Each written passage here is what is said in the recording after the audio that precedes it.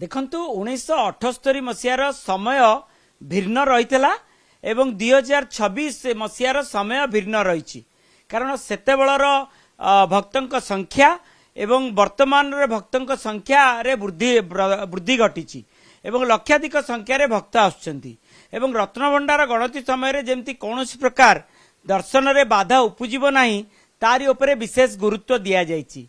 सेतेबेले 72 दिन लागितला एवं मान्यवर हाईकोर्ट निर्देश देइछन्ते 3 मास भितरे पूर्णांग करिबा पाई एवं सेतेबेले 3D मैपिंग करा जाई नथिला बा कंप्यूटराइजेशन करा जाई नथिला कंप्यूटर रे ताकू स्टोरेज करा जाई नथिला बा डिजिटाइजेशन बा डिजिटलाइजेशन मध्य करा जाई नथिला तेणु एसबू गुड़िक वृद्धि पाई माने 2026 रे गणति मणति रे एगुड़िक सामिल होती। मो हाथ में गोटे बही अच्छी श्री जगन्नाथ रत्न भंडार ऐतिह्य एवं संरक्षण जी ए बहीटी की लिखिथिले डॉक्टर भास्कर मिश्र आम सहित अच्छा विस्तृत भाव जानिबा 1905 मसीह कौन होता 1960 मसीह किभली भाव गजपति हाथरू राज्य सरकार हाथ को गला श्रीमंदिर दायित्व 1978 केमती गणा होता एवं 2026 रे जो एसओपी प्रस्तुत करा जायछि श्रीजुक्त मिश्र 12:09 समय थिला अतिक्रांत हो सारे रत्नभंडार भितर प्रवेश कर सारे गणति कार्य आरंभ हो गला जहा हो से सब महाप्रभुंकर इच्छा ता न होइथिले जेतबेले 1960 मसीह जेतबेले राज्य सरकारंकर एक वैधानिक कमिटी जो कमिटर की गजपति अध्यक्ष रही था से कमिटी जेतबेले श्रीमंदिर परिचालना भार को नेला तार दीर्घ वर्ष धरिकी से रत्न भंडार खोला जाइकरी भीतर रत्न भंडार कौन अच्छी से गणति मणति हो पार नथिला किंतु आमर ये जो 78 मसीह है ता दीर्घ 18 वर्ष पर होता 60 मसीह कौन गणति मणति करा जाई राज्य सरकार नहीं नथिले दायित्व नाई ना राज्य सरकार ठारू जेतबेले वैधानिक कमिटी जेतबेले ए रत्न मंदिर परिचालना भार नेले ता सहित सेतबेले जे वीर किशोर देव गजपति महाराज थिले से रत्न भंडार चाबी टिकी देई नथिले जा फल द्वितीय थर सरकार पक्षर तांकू अनुरोध करागला गोटे चिठी पत्रालाप करागला तापर से देइथिले एवं 61-62 एभली भाव में बहु वर्ष उद्यम कराइथिले ना किछि कारणरू सेतबेले हेई पार नथला गणति मणति प्रक्रिया आरंभ होई पार नथला किंतु जेतबेले 1978 मसीह रे गोटे हाई लेवल कमिटी गठन होइथला भगवत शर्मा कमिटी जे कि तदानीत राज्यपाल थिले तांकर अध्यक्षतार बहुत बड़ बड़ लोक रही जस्टिस हरिहर महापात्र थिले राधानाथ रथ थिले पुरीर गजपति महाराजा से मेंबर थिले अन्यान्य मध्य बहु विशिष्ट व्यक्ति थिले से जो नवग्रह कमिटी ताकू सेतबेले कहाउथला 9 जन से कमिटी रही थिले एवं से कमिटी जेतबेले सुपारिश हैला राज्य सरकार को जे रत्न भंडार भीतर और बाहर रत्न भंडार गणति करा जाई ताकू गोटे लोकलोचन को अणा जाऊ बा कमिटी जानू कौन रही राज्य रजा समय जो रत्न भंडार परिचालना थिला राज्य सरकार जेतबेले नेले गोटे वैधानिक कमिटी श्रीमंदिर परिचालना कमिटी जहाँकि अद्यावधि चली से कमिटी प्रथम थर पई तांकर प्राय सेतबेले 7-8 जन थिले कमिटीर सेतबेले रत्न भंडार सब कमिटीर 2 जन सदस्य थिले सेतबेले नरसिंह दास महापात्र एवं भीमसेन गोछिकार ये 2 जन उपस्थित थिले जिलापाल प्रतिनिधि थिले गजपति प्रतिनिधि थिले तापर गणति कार्य किभली भाबे पूर्णांग करा जायतला ना नहीं किछि जोहरी माने मध्य जानि पारि नथिले हीरा नीला मोती माणिक को चिन्हट करि पारि नथिले ना से तार होची पूर्व कथा सेतबेले आसीथिले से किंतु जेतबेले 78 मसीह रे मंदिर पोदार माने बणिया सेवक भंडार मेकाप सेतबेले नीलकंठ मेकाप थिले भंडार मेकाप एमान सब रहिथिले देउळकोण तडोकोण रहिथिले ये सबू जहा जहा थिला तार सब ओजन होईची एवं 2-3टी मात्र सेटा करि पार नथिले सेटा सेई भली भाव रे लिखित किंतु रहितला तार गोटे विवरणी देइथिले 71 दिन समुदाय लागिथिला एवं समस्त दस्खत मध्य रहितला से रजिस्टर रे पूरा मेंटेन होउथला को दिन कोन सब करा होउथला तापरे ତାକୁ ପରିଚାଳନା କମିଟିରେ ଉପସ୍ଥାପନ କରାଯାଇ ସେଇଟା ଗୋଟେ ଆମର ବହି ଆକାରରେ ପ୍ରକାଶ ପାଇଥିଲା। ସତ୍ୟବାଦୀ ପ୍ରେସରେ ସେ ବହି ଛପା ହେଇଥିଲା, ଯୋଉଟାରେ କି ମନ୍ଦିର କାର୍ଯ୍ୟାଳୟରେ ଅଛି ଏବଂ ଆର୍କାଇଭ୍ସରେ ଉପଲବ୍ଧ ଅଛି ଏବଂ କେତେଜଣ ଗବେଷକ ମଧ୍ୟ ତାଙ୍କ ବହିର ଆନେକ୍ସରେ ଦେଇଛନ୍ତି। କିନ୍ତୁ ରେକର୍ଡ ଅଫ୍ ରାଇଟ୍ରେ ଯୋଉ ରତ୍ନଭଣ୍ଡାର ବିଷୟ ରହିଛି ବା ରତ୍ନଭଣ୍ଡାର ତାଲିକା ରହିଛି ସିଏ ହେଉଛି 1926 ମସିହାର ଗୋଟେ ତାଲିକା, ଯୋଉଟା କି ଜିଲ୍ଲାପାଳଙ୍କ କାର୍ଯ୍ୟାଳୟରୁ ସେତେବେଳେ ଯୋଉ ଲକ୍ଷ୍ମଣ ପଣ୍ଡା ସ୍ୱତ୍ତ୍ୱଲିପି ପ୍ରସ୍ତୁତ କରିଥିଲେ ସିଏ ତାକୁ ଆଣିକିରି ଏଥିରେ ସନ୍ନିବେଶିତ କରିଥିଲେ। ତାହେଲେ 1926 ଏବଂ 1978 କିଛି ଅମେଳକ ରହିଥିଲା କି ନା? 1926 ରେ ଯାହା ଥିଲା ସେଟା 1978 ରେ ମଧ୍ୟ ସମ ପରିମାଣର ରହିଥିଲା ନା? ତାର ମେଳକ ନାହିଁ, ଆଁ? ତାର ମେଳକ ନାହିଁ। ପ୍ରଥମ ଆମର ବିଧିବଦ୍ଧ ଭାବରେ ସେତେବେଳେ 26 ମସିହାରେ ଗଣତି ମଣତି ହେଇନଥିଲା। 26 ମସିହାରେ ରାମଚନ୍ଦ୍ର ଦେବ ଗଜପତି ସୁପରିଟେଣ୍ଡେଣ୍ଟ ଥିଲେ ମନ୍ଦିରର, ସେତେବେଳେ ଗୋଟେ ତାଲିକା ସଂଗୃହୀତ ହୋଇଥିଲା, ଗୋଟେ ତାଲିକା କରିଥିଲେ ରତ୍ନଭଣ୍ଡାରର ତାଲିକା। ସେ ତାଲିକାଟା ରହିଥିଲା ଜିଲ୍ଲାପାଳଙ୍କ କାର୍ଯ୍ୟାଳୟ। ତା ପୂର୍ବରୁ ଯୋଉଟା କି 1905ରେ ଆମେ ଉତ୍କଳ ଦୀପିକା ସମ୍ବାଦପତ୍ରରୁ ଜାଣୁଛେ ଯେ ସେତେବେଳେ ରାଜକିଶୋର ଦାସ ଥିଲେ ଶ୍ରୀମନ୍ଦିରର ମ୍ୟାନେଜର ଭାବରେ ସରକାରଙ୍କ ଦ୍ୱାରା ନିଯୁକ୍ତ ହୋଇଥିଲେ ଏବଂ ଗଜପତିଙ୍କ ଶାସନ ଥିଲା।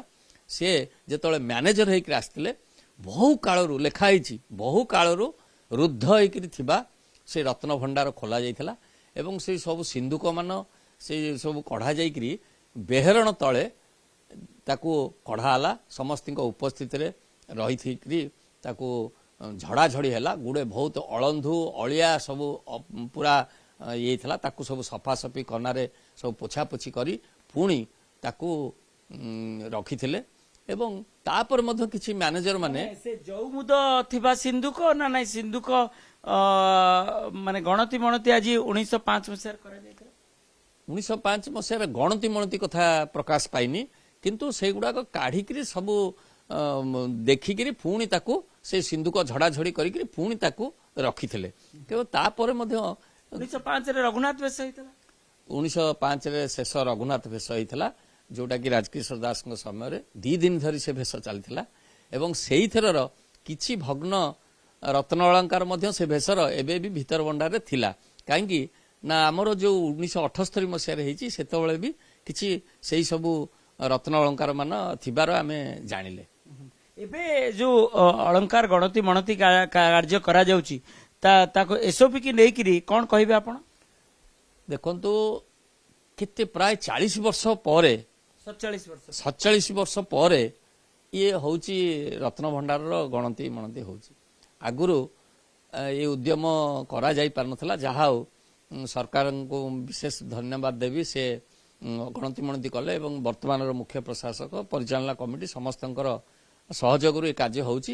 ୟା ପାଇଁ ଯୋଉ ଗୋଟେ ଏସଓପି ମାର୍ଗଦର୍ଶିକା କରିଛନ୍ତି ତା ଦେହରେ ବହୁ ନୂତନ ନୂତନ ଜିନିଷ ଯଥା ଡିଜିଟାଇଜେସନ କରିବେ, କମ୍ପ୍ୟୁଟରାଇଜେସନ ଯୋଉ ରହୁଛି ଏବଂ ରତ୍ନ ବିଶେଷଜ୍ଞ ଆମର ରିଜର୍ଭ ବ୍ୟାଙ୍କର ଅଧିକାରୀ ମାନେ ଏବଂ ଯୋଉମାନେ ରତ୍ନ ପଥର ବା ଧାତୁ ବିଶେଷଜ୍ଞ ସେମାନଙ୍କୁ ମଧ୍ୟ ଏଥିରେ ନିୟୋଜନ କରିଛନ୍ତି ଏବଂ ଅନ୍ୟାନ୍ୟ 3D ମ୍ୟାପିଂ ମଧ୍ୟ ହେବ। ହଁ, ତେଣୁ ଏଗୁଡାକ ସମ୍ପୂର୍ଣ୍ଣ ଭାବରେ ଅତ୍ୟାଧୁନିକ ବୈଜ୍ଞାନିକ ପଦ୍ଧତିରେ ଯୋଉ ଗଣତି ମଣତି କରାଯାଉଛି ଏ ବାସ୍ତବିକ ପ୍ରଶଂସନୀୟ। ଏ ହବା ଦ୍ୱାରା ସ୍ୱଚ୍ଛତା ରହିବ। କୁହାଯାଏ ଯେ ଜୋହରୀ ମାନେ ଜାଣିପାରିନଥିଲେ ଦୁର୍ମୂଲ୍ୟ ପଥରର ମୂଲ୍ୟାଙ୍କନ କରିପାରିନଥିଲେ, ସେଇଟା କୋଉ ମସିହାରେ ଥିଲା ଏବଂ ଏବେ ମୂଲ୍ୟାଙ୍କନ କିଭଳି ଭାବେ କରାଯିବ? ସେଇଟା 62 ମସିହା କଥା। ସେତେବେଳେ ଯିଏ ପ୍ରଶାସକ ଥିଲେ ସିଏ ସେତେବେଳେ ମନ୍ଦିର ପ୍ରଶାସନ ତରଫରୁ ଗୋଟେ ଚିଠି ଯାଇଥିଲା ତିରୁପତିର ମନ୍ଦିର ପ୍ରଶାସନ ନିକଟକୁ ଯେ ଆପଣଙ୍କର ଯୋଉ ସବୁ ଜହୁରୀ ଅଛନ୍ତି, ଏକ୍ସପର୍ଟ ଅଛନ୍ତି ମୂଲ୍ୟବାନ ରତ୍ନ ପଥର ଚିହ୍ନିବା, ସେଇମାନଙ୍କୁ ପଠାନ୍ତୁ। ସେ ଗୋଟେ ଚେଟି ବୋଲି ସମ୍ ଚେଟି ତାଙ୍କ ନାଁ, ସେ ତାଙ୍କୁ ଅଣାଯାଇଥିଲା ଏବଂ ସେ ଅନ୍ଧାରରେ ଏଇ ଦୀପ ଆଲୁଅରେ କରିବା ସମ୍ଭବପର ନୁହେଁ ଏବଂ ସୂର୍ଯ୍ୟ କିରଣକୁ ନଗଲେ ଇଏ ମୂଲ୍ୟାଙ୍କନ ବା ୟାର ଯୋଉ ରତ୍ନ ପଥର ମାନଟା ଆମେ ଜାଣିପାରୁନୁ। ତେଣୁ ସିଏ କରିପାରିନଥିଲେ ଏବଂ ସେଇ କାର୍ଯ୍ୟ ସେଇଠି ଅଧା ହେଇକିରି ରହିଯାଇଥିଲା, କିଛି ହେଇପାରିଲାନି, ଅଗ୍ରଗତି ଆଉ ହେଇପାରିନଥିଲା। ତେଣୁ ଏଇ ଯୋଉ କାର୍ଯ୍ୟଟା ହଉଛି ବର୍ତ୍ତମାନ, ଏଇଟା ହବା ଦ୍ୱାରା କିଛି ଆମର ଗୋଟେ ରତ୍ନଭଣ୍ଡାରର ବାସ୍ତବ ଚିତ୍ର ପ୍ରକାଶ ପାଏ। 1500 ଖ୍ରୀଷ୍ଟାବ୍ଦରେ ଯୋଉ 16ଟି ହସ୍ତିରେ ଆସିଥିଲା ତା ପରବର୍ତ୍ତୀ ସମୟରେ ତ ଆଉ କିଛି ଆକ୍ରମଣ ହେଇନାହିଁ। ତେଣୁ ଯୋଉ କପିଳେନ୍ଦ୍ର ଦେବ ଆଣିଥିଲେ ତାହା ଗଚ୍ଛିତ ଅଛି। କପିଳେନ୍ଦ୍ର ଦେବଙ୍କର 1500 ନୁହଁ, ସେଇଟା ନା ସେଇଟା ହଉଛି 1435 ଖ୍ରୀଷ୍ଟାବ୍ଦ 35 ଖ୍ରୀଷ୍ଟାବ୍ଦ। ଏବଂ ସିଏ ଯୋଉ ଆଣିଥିଲେ ସିଏ ଗୋଟେ 138 ପ୍ରକାରର ଅଳଙ୍କାର ମଧ୍ୟ ଗଢେଇଥିଲେ। ଯୋଉ ଆମେ ଦେଖୁଛେ ମହାପ୍ରଭୁଙ୍କର ଯୋଉ ବଡ ତଢଉ ବେଶ ବା ସୁନା ବେଶ, ବିଭିନ୍ନ ପ୍ରକାର ମାଳି ସବୁ ଯୋଉ ହେଇଛି, ରତ୍ନ ମାଳି ସବୁ ସୁନାରେ ସବୁ ବିଭିନ୍ନ ରତ୍ନ ରହିକିରି, ହୀରା ନୀଳା ମୋତି ମାଣିକ ସବୁ ରହିକିରି ଯୋଉ ହେଇଛି, ସେଗୁଡିକ ସେଇ ସମୟରେ କାରିଗର ମାନଙ୍କୁ, ସେତେବେଳର ଯୋଉ ମାନେ କାରିଗର ମାନଙ୍କୁ ଡକେଇକିରି ତାଙ୍କର ନାଁ ଗୁଡିକ ଅଦ୍ଭୁତ ନାଁ ସବୁ ରହିଛି ସେତେବେଳର, ବାଘନଖି ମାଳି, ସେବତୀ ମାଳି, ବିଭିନ୍ନ ପ୍ରକାର ମାଳି, ସେଇଗୁଡିକ ଯାହା ଅନୁମାନ କରାଯାଉଛି ସେଗୁଡିକ ସବୁ ଥିଲା ସୂର୍ଯ୍ୟବଂଶ ରାଜାଙ୍କର କପିଳେନ୍ଦ୍ର ଦେବ ସମୟରେ। କିଛି ମଧ୍ୟ ପୁରୁଷୋତ୍ତମ ଦେବ, ପ୍ରତାପରୁଦ୍ର ଦେବ ମଧ୍ୟ ତାଙ୍କର ପରବର୍ତ୍ତୀ ଯୋଉ ରାଜା ମାନେ କରିଛନ୍ତି। ଏବଂ ଆହୁରି କିଛି ଅଳଙ୍କାର କରାଯାଇଥିବାର ସୂଚନା ମିଳୁଛି। ଗଜପତି ରାମଚନ୍ଦ୍ର ଦେବ ପ୍ରଥମ ଭୋଇବଂଶର ଯିଏ ପ୍ରତିଷ୍ଠାତା, ସେ ମଧ୍ୟ 1000 ରାମାଭିଷେକ ସ୍ୱର୍ଣ୍ଣ ମୁଦ୍ରା କରିଥିଲେ, ରତ୍ନଭଣ୍ଡାରକୁ ଦାୟିତ୍ୱ ମାନେ ଅର୍ପଣ କରିଥିଲେ। ଏବଂ ଆହୁରି କିଛି ରଘୁନାଥ ବେଶ ତାଙ୍କ ସମୟରେ ହେଇଥିଲା, ତେଣୁ ସେ କିଛି ବି ଅଳଙ୍କାର ମରାମତି ଏବଂ ଅଳଙ୍କାର ବି ଗଢେଇଥିଲେ। ତେଣୁ ଏଇ ସବୁ ହେଇଥିଲା। କିନ୍ତୁ 1568ରେ ଆମର ଯୋଉ କଳାପାହାଡ଼ ଆକ୍ରମଣ ବେଳେ ଯୋଉ ଲୁଣ୍ଠନ ହେଇଥିଲା, ବହୁତ ପରିମାଣର ଆମର ସୁନା ମୂର୍ତ୍ତି ସବୁ ଥିଲା, ମହଣ ମହଣ ଓଜନର, ଅନ୍ୟାନ୍ୟ ସବୁ ରତ୍ନ ଅଳଙ୍କାର, ପ୍ରାୟ ତାର ଯୋଉ କଳାପାହାଡ଼ ସାଙ୍ଗରେ ଯୋଉ ସୈନ୍ୟମାନେ ଆସିଥିଲେ ସେମାନେ ସବୁ ନେଇଯାଇଛନ୍ତି। ତାପରେ ମଧ୍ୟ ତକି ଖାଁର ଆକ୍ରମଣ, ଅନ୍ୟାନ୍ୟ ମାନେ ମଧ୍ୟ ବହୁତ ଆକ୍ରମଣ କରିଛନ୍ତି। ଏଇଭଳି ଭାବରେ ବାରମ୍ବାର ରତ୍ନ ଭଣ୍ଡାରରୁ କିଛି ରତ୍ନ ଲୁଟ୍ ହେଇଯାଇଛି। ନିଶ୍ଚିତ ଆପଣ ଶୁଣୁଥିଲେ ଯେ କିଭଳି ଭାବେ ଲୁଟ୍ ହେଇଯାଇଛି ବା ଲୁଣ୍ଠନ କରି ନେଇଯାଇଥିଲେ ସେ ସମୟରେ ରତ୍ନ ଭଣ୍ଡାରରୁ। ତେଣୁ ଯାହା କିଛି ବଳି ଯାଇଛି ପରବର୍ତ୍ତୀ ସମୟରେ 1978 ମସିହାରେ ତାକୁ ଗଣତି ମଣତି କାର୍ଯ୍ୟ କରାଯାଇଥିଲା ଏବଂ 2026ରେ ମେଳ କରାଯିବ। 1978 ମସିହାର ଯୋଉ ତାଲିକା ରହିଛି 2026ରେ ତାହା ନୂତନ ତାଲିକା ହେବ ଏବଂ ଟ୍ୟାଗିଂ କରାଯିବ। ଯୋଉ 138 ପ୍ରକାରର ଯୋଉ ସୁବର୍ଣ୍ଣ ଅଳଙ୍କାରରେ ମହାପ୍ରଭୁ ପ୍ରତି ସମୟରେ ସୁବର୍ଣ୍ଣ ବେଶ ବା ଅନ୍ୟାନ୍ୟ ବେଶ ସମ୍ପନ୍ନ କରାଯାଉଛି, ପରବର୍ତ୍ତୀ ସମୟରେ ଅନେକ ଗଜପତି ମହାରାଜ ଯେ ଅନେକ ପ୍ରକାରର ସୁବର୍ଣ୍ଣ ଅଳଙ୍କାର ବା ହୀରା ନୀଳା ମୋତି ମାଣିକ୍ୟର ଅଳଙ୍କାର ପ୍ରସ୍ତୁତ କରିଥିଲେ, ଯାହାକି ଭିତର ରତ୍ନ ଭଣ୍ଡାରରେ ଅଛି, ଗଚ୍ଛିତ ରହିଛି।